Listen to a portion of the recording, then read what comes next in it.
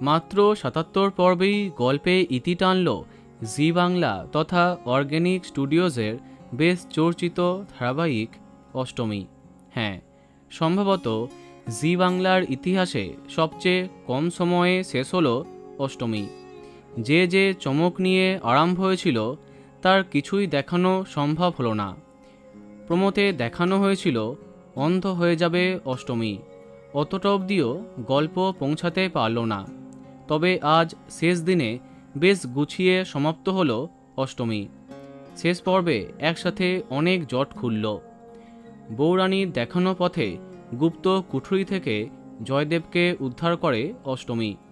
জয়দেব জানায় আসলে তার উপরে ভর করে বউরানীমা। পুরুষোত্তম সিংহ সবই নাটক করে। সে আসলে ওই গুপ্তধনের সন্ধান পেতে চায়, যার একমাত্র সন্ধান জানে এই জয়দেব ঠাকুর। তিনি ছিলেন বউরানীর আসল পূজারী।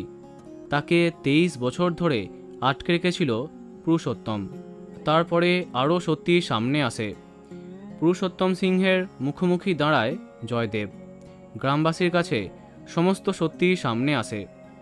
জয়দেব জানায় আজ থেকে 23 বছর আগে তার স্ত্রী সন্তান পেটে নিয়ে এই গ্রাম ছেড়েছিল, যাতে সন্তানকে পুরুষোত্তমের হাত থেকে রক্ষা করতে পারে। আর সেই সন্তান আসলে অষ্টমী। হ্যাঁ, জয়দেব ঠাকুর অষ্টমীর আসল বাবা। ইতিমধ্যে পুলিশ আসে, পুরুষোত্তমের জেল হয়। সেই গুপ্তধনের মালিক হয় আয়ুষ্মান এবং অষ্টমী। তারা সেটা দিয়ে নবগ্রামের উন্নতি করবার কথা জানায়। বড্ড তাড়াহুড়ো করে শেষ হওয়াতে শেষ দিনে মন ভরেনি দর্শকের। যাই হোক, বিদায় অষ্টমী। তো বন্ধুরা, কে কে মিস করবে কমেন্টে জানাতে পারো। ভিডিওটি লাইক এবং শেয়ার করো।